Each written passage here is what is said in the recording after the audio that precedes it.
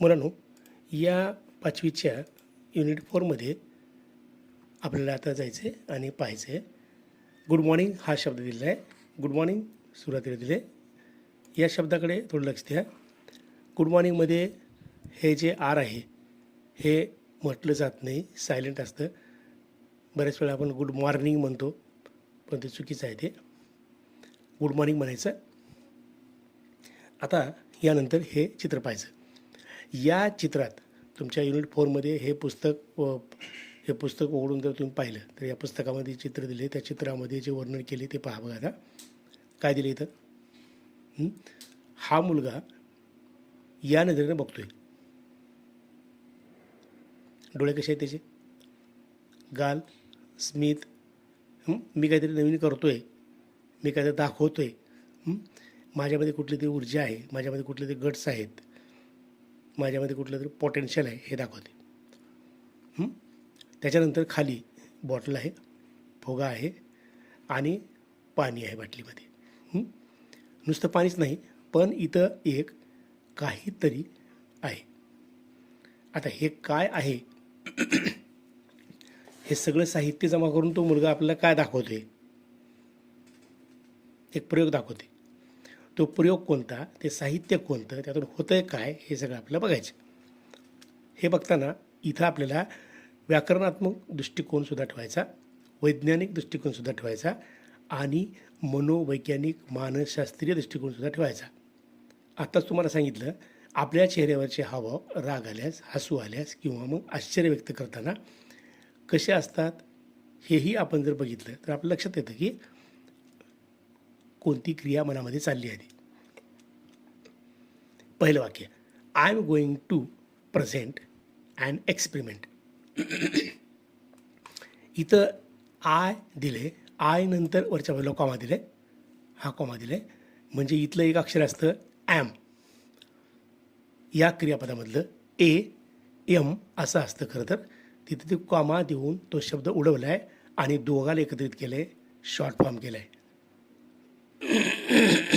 हे short form कसा, I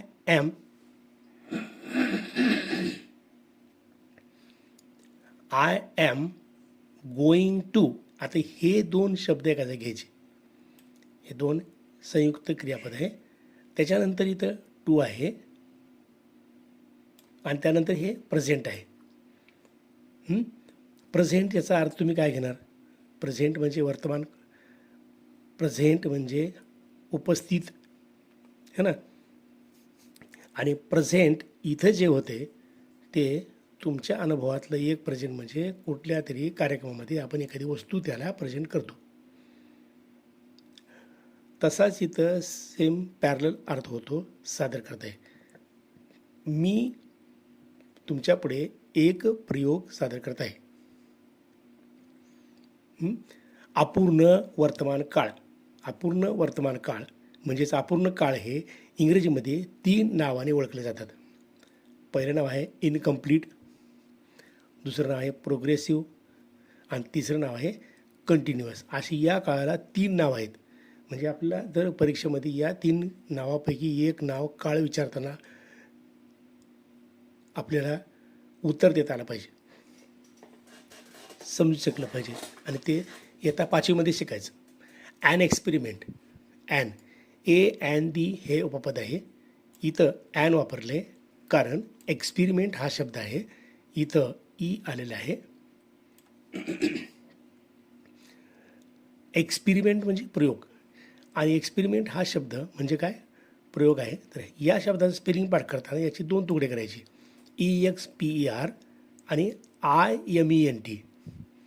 असा आणि पुन्हा मग असा. इकडून जायचं, खरं तर उजव्या बाजून जायचं, कुणीकडं डाव्या बाजूकडून उजव्या बाजूकडे जायचं, पुन्हा इकडे जायचं आणि असे शब्द आपल्या तोंडामध्ये ठेवायचे. कारण आपण हे शब्द वापरत नाही आणि ते आपल्याला आणायचे आहेत. भाषेचं कौशल्य, भाषा शिकण्यासाठी आपल्याकडे शब्दसाठा जास्त पाहिजे, तो आतापासूनच जमा केला पाहिजे. मी तुमच्या पुढे प्रयोग सादर करत आहे. यू विल लव. आता इथं अपूर्ण वर्तमान काळ दिले आणि खालच्या वाक्यामध्ये काय केलं आहे, यू विल लव, विल आलं इथं. You will love to watch this. तुम्हाला ते आवडेल, हे पाहायला तुम्हाला आवडेल. म्हणजेच आता लवचा अर्थ तुम्ही काय करणार, प्रेम. तुम्हाला ते पाहताना प्रेम होईल असं त्या अर्थाचं नाही. त्याचा अर्थ असा घ्यायचा की आपण तुम्हाला ते आवडेल असा अर्थ घ्यायचा. इथं खाली भविष्यकाळ, वरी अपूर्ण वर्तमान काळ. दिस बॉटल होल्ड्स. दिस बॉटल होल्ड्स. होल्ड्स म्हणजे पकडणे. हा एक पदार्थ आहे व्हिनेगर.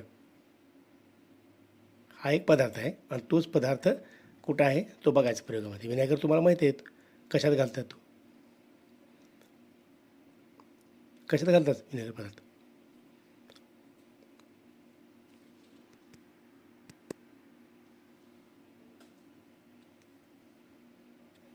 सूप असतं ते लग्नामध्ये सूप देतात ना पहिले सूटला.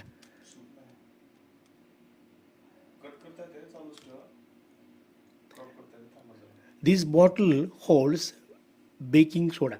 बेकिंग सोडा तुम्हाला माहिती आहे बेकरीमध्ये वापरला जातो. हे सगळे पदार्थ बेकरीमधले आहेत. त्या बेकिंग सोडा असतो, पकडतो त्याला दिस बलून.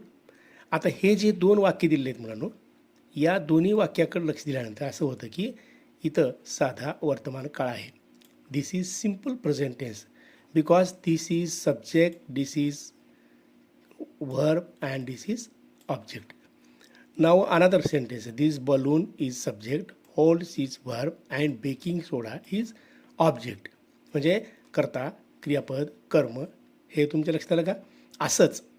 असंच इंग्रजीचं स्ट्रक्चर असतं. इंग्रजीच्या सेंटेन्सचं स्ट्रक्चर असतं. पहिल्यासून करता येतो, कर्त्यानंतर मात्र क्रियापद येतं. हाच फरक आपल्या इंग्लिशमध्ये आणि मराठीमध्ये कळत नसल्यामुळं बरीचशी वाक्य आपल्या जमवाजमव करता येत नाही. बोलताना आपण चुकीचे शब्द रचना करतो आणि बोलतो. कर्त्यानंतर डायरेक्ट क्रियापद घ्यायचं आणि सगळ्यात शेवटी कर्म घ्यायचं.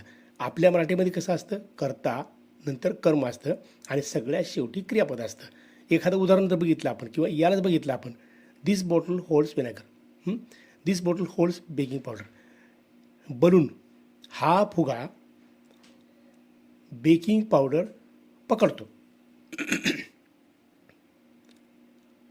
आता पकडतो कुठे गेले, सगळ्यात शेवटी क्रियापद दिले. बेकिंग पावडर इथं आले कर्त्यानंतर, पण इंग्लिशमध्ये कसं केलं इथं, हे बघा.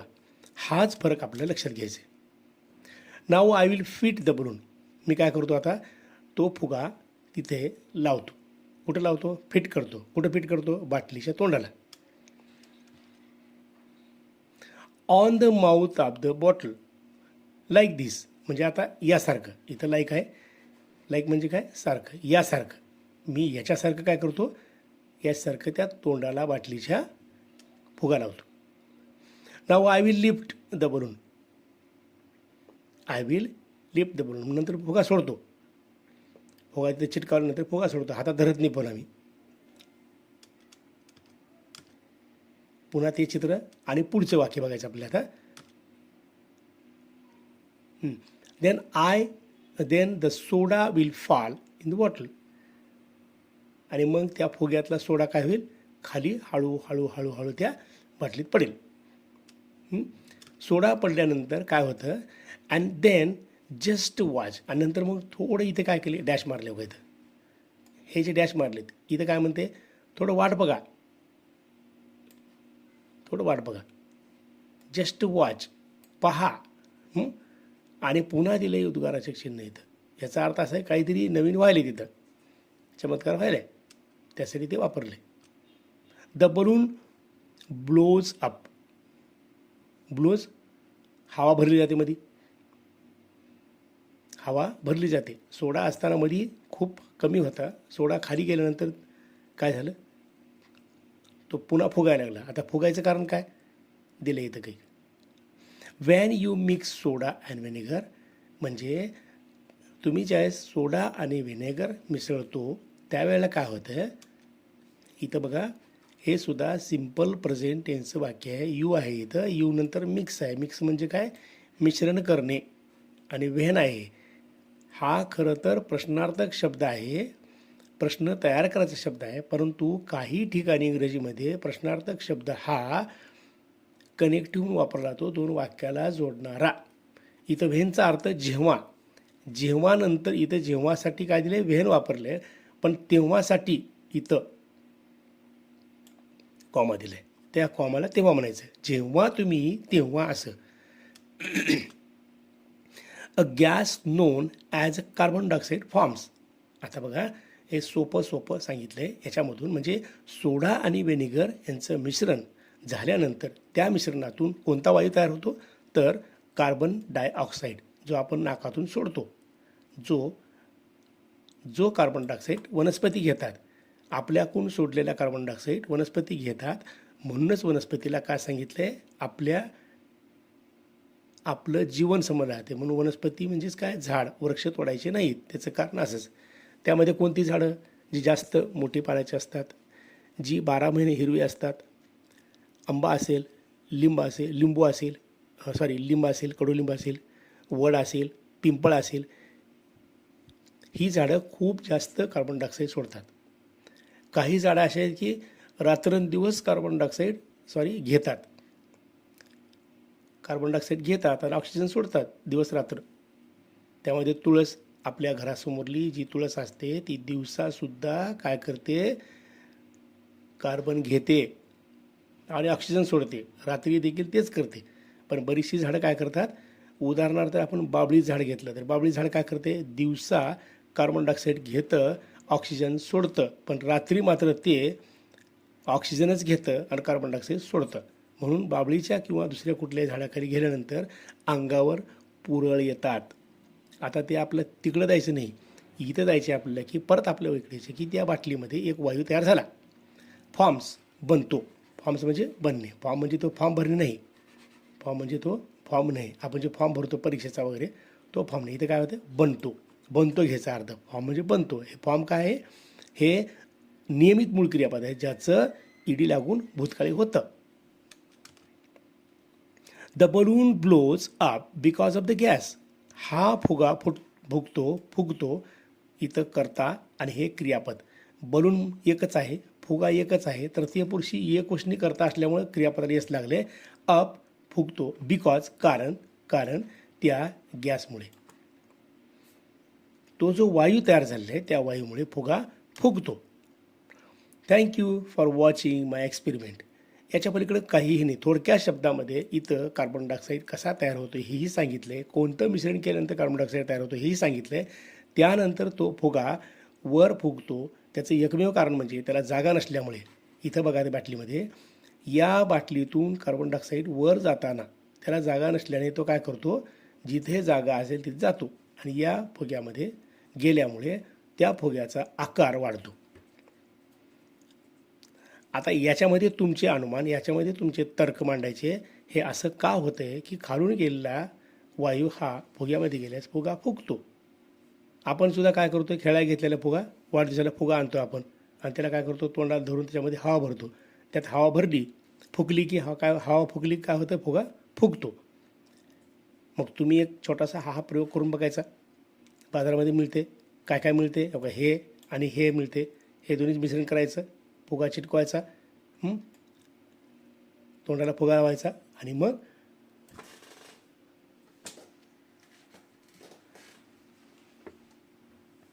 हे सगळं लक्षात ठेवायचं. आता या गोष्टी सगळ्या आपण शिकत असताना आपल्याला लक्षात आलं पाहिजे की विज्ञानाच्या प्रयोगातून आपण काय करायचे, छोटे छोटे प्रयोग देखील शिकायचे आहेत. तसेच आपल्याला वाक्य देखील शिकायचे आहेत. हे वाक्य देखील आपण शिकायचे. आत्ताच मी तुम्हाला सांगितलं कोणत्या काळाचं क्रियापद कसं वापरलं गेले, काळ कसा तयार झालं, वाक्य कसं तयार झाले. आता इतकंच. पुढच्या पाठामध्ये आपण पुढचं पाहूया.